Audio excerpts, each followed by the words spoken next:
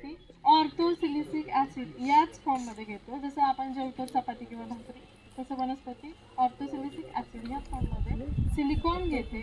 आणि सिलिकॉन हे काय आहे तर इज नथिंग बट काय आहे, वाळवंट. म्हणजेच काय की जेव्हा घराचं बांधकाम करतो आपण है ना, काय म्हणतात त्याला, प्लास्टरच म्हणतात ना तुमच्याकडे, आमच्याकडे त्याला गिलावा म्हणतात मराठी भाषेमध्ये, तर इकडे काय म्हणतात मला माहित नाही. तर प्लास्टर जे आहे ते सगळ्यांना माहीत असलेला शब्द आहे.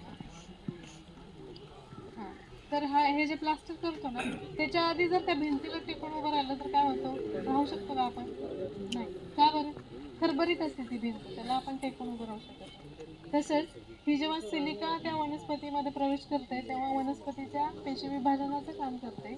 आणि वनस्पतीचा जो सरफेस एरिया आहे, पानं असतील, फांदी असतील, मुळं असेल, तर त्याला खरबरीत बनवण्याचं काम करते. आणि ज्याच्यामुळे वनस्पती रोग आणि किडींना प्रतिबंध करते. रोग प्रतिकार शक्तिवर्धक म्हणून हे जे किटकॅट आहे त्याचा डोस जो आहे 0.5 ml चा आहे, अर्धा ml 1 लिटर. तर हे आपण देऊ शकतो. हे मी इथं कंपनीचं मार्केटिंग करायचं म्हणून कधीच कोणत्याच प्लॅटफॉर्मवरती शेतकऱ्यांशी बोललेले नाही.